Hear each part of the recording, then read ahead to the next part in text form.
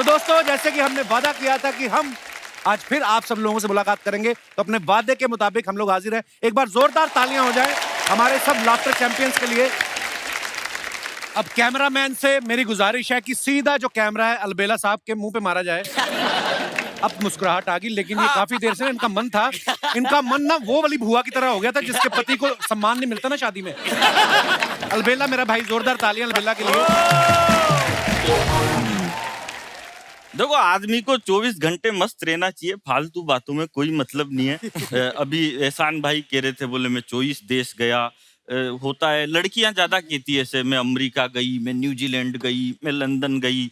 भले यही पनवेल में पड़ी ही लिख देगी सोशल मीडिया पे यहाँ वहां गई। मैं ऐसी कोई बात नहीं करता। मैं सच बताऊं, मैं राजस्थान के एक छोटे से गांव से आपके बीच में आया हूं, और भगवान कसम मैं वापिस भी वहीं जाऊंगा। क्योंकि एक बात बताओ, अपन अमेरिका, न्यूजीलैंड, लंदन घूमते फिरे और अपने घर के सामने दूसरे घूमते फिरे, क्या मतलब है फालतू बात?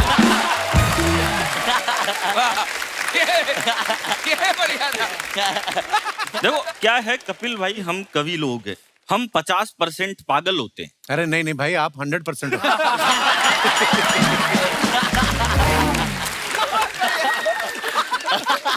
हम तो 50% ही होते हैं, 100% तो वो होता है जो हमको बुलाता है। क्या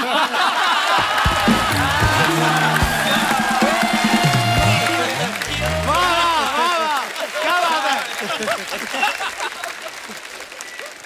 देखो, मैं क्या है, ज्यादा लंबी कोई बात नहीं करता, अपन छोटी छोटी बात ही करते हैं। मैंने क्या है, एक बार दिल्ली में लंबी कविता सुना दी। तो लंबी कविता सुनाने का संकट ये हुआ कि लंबी कविता सुन के सामने बैठा एक चीफ गेस्ट मर गया।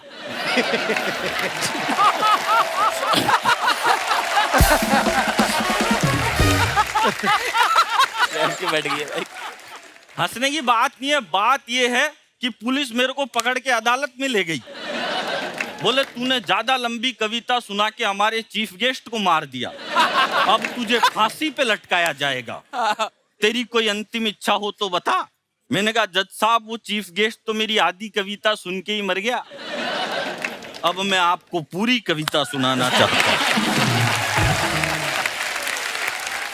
और भगवान कसम, मेरी बहुत सारी कविताएं तो 10-20 साल से आधी अधूरी चल रही है। तो ऐसा करना पड़ता है आदमी को, क्या है, दिमाग से काम करना चाहिए, और मैं तो दिमाग से ही काम करता हूँ। आपने जितने भी कॉमेडियन बुलाए, इनमें सबसे ज्यादा दिमाग मेरे ही पास है। मैं तो एक दिन क्या है, एक दुकान पे चले गया, मैंने दुकानदार से कहा, मैंने कहा भाई साहब एक काम करो, 5 किलो चावल दो। वो बोला काई में लेके जाएगा? अरे मैंने कहा थैला लेके आया ना, इसमें लेके जाऊंगा। उसने 5 किलो चावल थैले में डाल दिए। मैंने कहा एक काम कर, 5 किलो गेहूं भी दे। वो बोला ये किस में लेके जाएगा? अरे मैंने कहा ये थैला लाया ना, इसी में मिक्स कर दे, मेरी लुगाई फिर ये बीनती रहेगी, तेरे को काई बात की टेंशन है? उसने दोनों एक में मिक्स कर दिए। मैंने कहा एक काम कर, 5 किलो बाजरा भी दे। वो बोला ये किस में लेके जाएगा? अरे मैंने कहा तू तो मिक्स कर दे, लुगाई कर लेगी अलग अलग, तेरे को कई बात की प्रॉब्लम है। अब जैसे ही मैं थैला उठा के जाने लगा तो बोला भाई साहब पेमेंट। मैंने कहा पेमेंट अगले साल। बोला मैं उधारी में धंधा नहीं करता। मैंने कहा नहीं करता तो तेरा माल वापस पकड़, अपने को कई बात की टेंशन। इतनी टेंशन पालनी नहीं चाहिए। और अन्न कौन उगाता है? गेहूं, ज्वार, बाजरा कौन उगाता है? इस देश का सबसे बड़ा कोई हीरो है तो या तो खेत में खड़ा हुआ किसान है, या फिर सीमा पर डटा हुआ जवान है।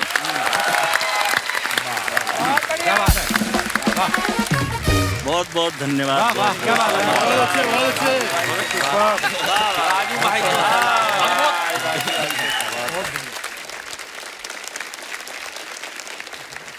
हाय हाय एवरीबॉडी, हाउ इज, मतलब मैं सबसे ज्यादा शक्लें देख रहा हूँ यहाँ लोगों की।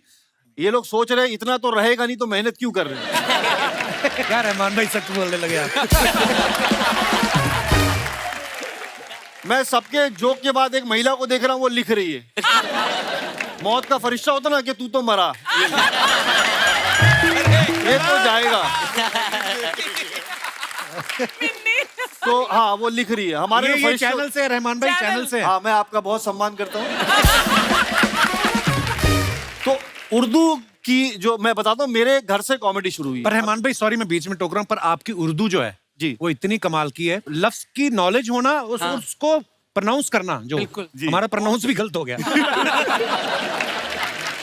तो कपिल भाई ऐसा कि उर्दू तो माशाल्लाह बहुत से लोग अच्छी बोलते हैं, और कुछ लोग ऐसे हैं जहां नुक्ता नहीं वहां भी लगा देते हैं, वहाँ भी हाँ। वो एक्स्ट्रा बोलते हैं। जैसे पूछेंगे और भाई साहब खाना खाया, बहुत ब्रिलियंट। मैं बोला ऐसा तो किसी के बाप ने नहीं खाया होगा। कपिल भाई जैसे हम थिएटर भी बहुत करते हैं, तो थिएटर में बहुत सारे लोग जो है घर चलाने के लिए यहाँ पर अंधेरी में कुछ ना कुछ इंस्टीट्यूट खोल लेते हैं। हाँ। हाँ, और वो लोगों को सिखाते हैं। मेरे एक दोस्त है, उन्होंने ऐसी इंस्टीट्यूट खोली, मैं भी बोला तू भी आजा, आज मेरा लेक्चर है, और उन्होंने सबको सिखाया, बोले एक्टिंग में जो सबसे इंपॉर्टेंट है वो है डिक्शन, भाषा।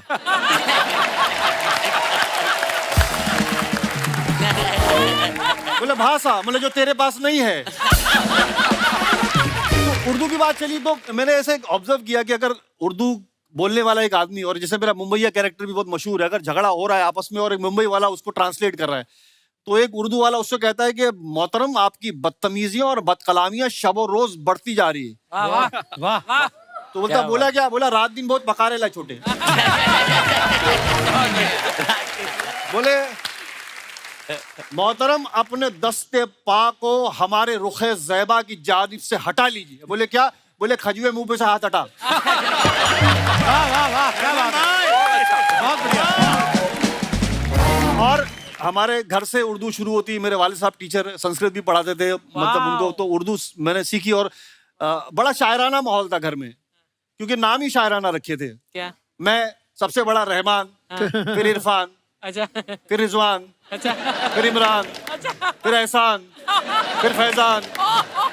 बाजू वाले कंफ्यूज हुए, खान साहब के घर में बच्चे हो रहे, मुशायरा हो रहा है यहाँ पे। वाह। मैं अभी समअप करने की कोशिश कर रहा हूँ कि ज्यादा बोल के कुछ मतलब नहीं है ना अनुकल। लालच भी ना, एक तो इतना बड़ा मंच मिला है ना कि ऐसा लगता है कि क्या क्या बोल दूं कि मेरा हो जाए आज। अरे अरे बहुत अच्छे। मैं भी देखता हूँ ये शो, हम ऑन एंड ऑफ देख लेते हैं, लेकिन ये शो कितना बड़ा है। मेरा बच्चा he is in 10th standard, मैंने बताया नहीं था कि आज ये शो पे जा रहा हूँ, कि कभी कभी लास्ट में बोल देते कि तू नहीं है।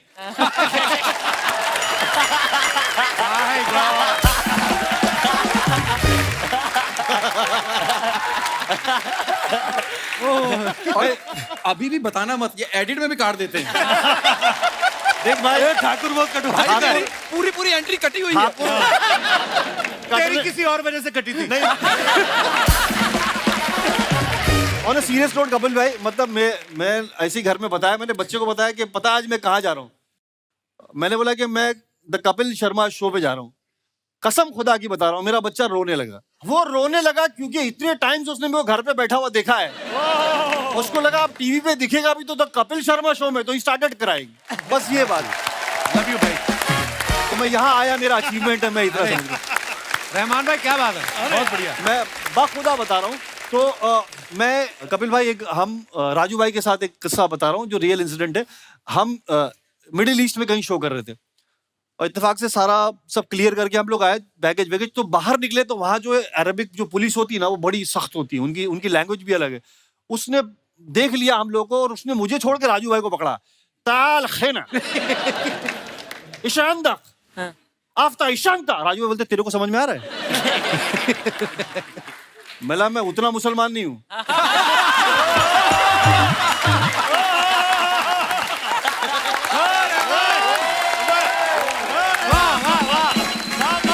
क्या बात है, और उसके बाद मुझे भगा रहा है, राजू भाई को उसने बिठा दिया, और आधा घंटा हो गया। ये राजू भाई को छुड़ाएगा कौन? अरबी समझ नहीं रहा है, मैं इसको कैसे बोलूं? और मैं राजू भाई वहां आके इशारा कर रहा हूँ, राजू भाई क्या? राजू बोलते जाओ जाओ जाओ। वो थोड़ा सॉफ्ट बात करते हैं, नहीं तुम जाओ, अगर तुमको बिठा लिया तो फिर दोनों को कौन छुड़ाएगा?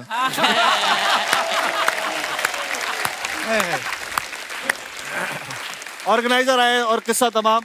जब मैं यहाँ आया तो मैंने जब राजू भाई का ये हंसता हुआ चेहरा देखा तो मेरे दिमाग में एक दो शेर बजने लगे अपने आप। शायद वो कहना चाहते हैं कि मुस्कुराओ कि जिंदगी लौटे, वाह। वाह। मुस्कुराओ मुस्कुराओ कि जिंदगी लौटे, रेत की तह पे नमी लौटे, हाय हाय लबों पे जम गए हैं सन्नाटे, कुछ किया जाए कि हंसी लौटे। वाह वाह वाह वाह वाह वाह राजू भाई जैसे ग्रेट लोग जाते हैं तो फिर मुझे वो लाइन याद आती है कि फिर जिंदगी की फिल्म अधूरी ही रह गई, फिर जिंदगी की फिल्म अधूरी ही रह गई, वो सीन कट गए जो कहानी की जान थे। यार क्या बात है यार। और कहानी खत्म हुई, दास्तां खत्म हुई, और ऐसे खत्म हुई कि लोग रोने लगे तालियां बजाते हुए। Thank you. वाह वाह वाह। क्या बात है, वाह वाह वाह। रहमान भाई, मैंने आज बड़े सालों बाद आपको देखा है लाइव करते हुए। वाह वाह वाह, क्या बात है रहमान भाई, बहुत बहुत बढ़िया भाई, लव यू यार, क्या बात है। अब उस इंसान की बारी जिसका जब सिलेक्शन हो गया ना लाफ्टर चैलेंज में, उसने बड़े बंदे सताए कि मेरा सिलेक्शन हो गया, मेरा सिलेक्शन हो गया, बाकियों का मुझे पता नहीं। और वो बंदा है राजीव ठाकुर। और हम लोग कॉलेज के टाइम से दोस्त हैं सुनील भाई, और हम लोग साथ में थिएटर करते रहे हैं। बाकी ये आपको खुद बताएंगे। यार आप बार बार बोलते हो ना कॉलेज के टाइम के दोस्तों, ऐसे शक होने लगता है कि यार भाई मैं आपके बारे में बोलता, पर आप तो स्कूल भी नहीं गए। चलो फिर और राजीव हाँ, निकालो कीड़ा आज। Thank you very much.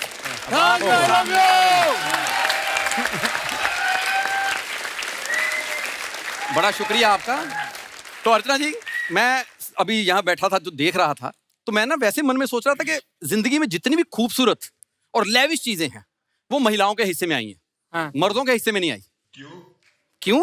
कौन बोला? तुझे गरीब आदमी समझ में नहीं आ रहा, लास्ट रो मिली है तेरे को, इससे ज्यादा और क्या तेरे को पता लगेगा? For more updates, subscribe to our channel, click the show links and enjoy watching the videos.